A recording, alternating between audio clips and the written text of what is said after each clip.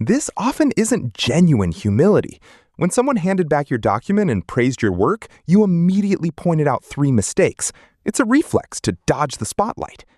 I used to get an email praising my work and reply with a list of my errors. One nice word and your whole body tenses up. You'll understand why praise triggers this defense reflex and what to do the next time someone offers you one. What happens to your work when you stop apologizing for it? The tension you cannot hide. You hear a kind word and your eyes dart away. Immediately, you scan your memory for a reason they're wrong. There's a name for this. Compliment deflection is the automatic urge to push away kindness the moment you hear it. It turns a tiny moment of connection into an instant threat you have to neutralize. Forcing a smile and saying thank you seemed like the easy answer. You already tried that. It failed. The moment the words hit the air, your mouth moves before you can stop it. The reaction feels completely automatic. You'll literally point out a stain on your shirt just to prove the person complimenting your outfit is wrong. The absurdity doesn't matter. Escaping the spotlight becomes your only goal. Every time you do this, you shrink yourself a little more. Brushing off the attention feels humble, but it carries a heavy cost. You keep handing back the gifts people try to give you. This habit creates a distance that you don't even notice. You won't see the real price of this until it is already gone. Why agreement feels like arrogance. Your boss loves the presentation, and you treat agreeing with the compliment as an act of bragging. You apologize. Immediately, you list the 3 slides you scrambled to finish at midnight. Agreeing with the approval comes off as socially dangerous, so you tear down your own work to stay safe. Picture a ball flying toward your face. You bat it away before checking to see if it's a gift. You might fear that accepting the words makes you look arrogant, so you swat them down instead. That instant defense can make it difficult to fully receive and appreciate what the other person actually meant. You would rather point out a formatting error in your own document than sit in the quiet discomfort of a job well done. The habit runs deep. Generating a list of your flaws just fills the silence. A simple acknowledgement stops that endless list from forming. Say only, "Thank you." The silence after those 2 words will burn for a second. Let it burn. You'll watch the other person simply nod, and the conversation will move on without a single self-inflicted insult. That covers the office. A simple thank you is only the first step. To help manage this reflex, you can try externalizing it. Tell the next person, "My instinct is to list my mistakes, but thank you." What happens when the person praising you is a friend? The debt you invent instantly. One choice accepts the gesture. The other rushes to pay it back. Same moment. You feel like a compliment is a loan you have to pay back instantly, so you dig for something nice to say in return. A friend points out your new jacket, and you scramble to admire their shoes. You'll fake an interest in a shirt you secretly hate just to clear the ledger.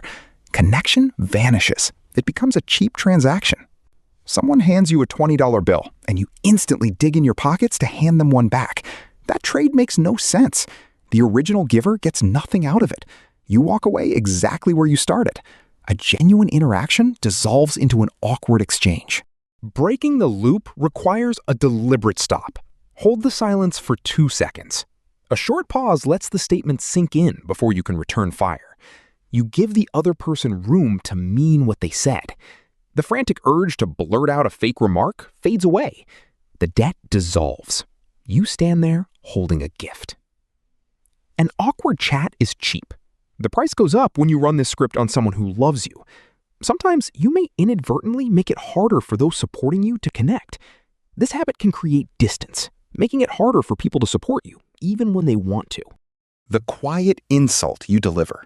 Why does setting the record straight feel so necessary? You assume you're keeping things honest. Not true. Brushing off the remark feels like humility, but the actual result is a direct insult.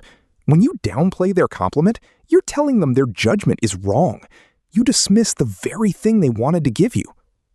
Your partner sits at the table and praises the dinner you spent an hour making. Instead of agreeing, you argue the chicken is dry. You grab the dish, then you start pointing out the minor flaws. This is returning a gift to the store while the person who bought it standing right there. You throw the gesture away right in front of them, leaving them empty-handed. Allowing an outside opinion to exist without debate respects the right to see you positively. Let the other person's opinion stand without correcting it. The speaker relaxes. They stop trying to convince you that the food is good, and the meal finishes in peace. The argument ends before it even begins. This habit extracts a toll you don't see right away. Over time, this habit can make it harder for others to offer support, as they may feel their gestures are consistently rejected. What does that leave you with when the support stops? The mirror you refuse. Picture a heavy winter coat worn indoors. The heat is on, the room is warm, but you refuse to take it off because you can't believe the weather has changed. That's what this habit looks like. You reject the compliment because it doesn't match the harsh way you see yourself. You finish a project you're genuinely proud of, only for someone else to call it brilliant. That praise can sometimes trigger feelings of imposter syndrome or discomfort, especially for those with lower self-esteem. A harsh baseline for your worth runs in the background. Hearing a kind remark creates a massive mental clash. Dismissing the approval is the only move that makes your world make sense again. Modesty seems like the goal here. The truth points the opposite direction. You maintain a painful view of yourself because the pain is familiar. Admitting competence means dropping the heavy coat. You refuse. So you keep the heavy coat zipped up tight. You sweat through the interaction and insist the room is freezing.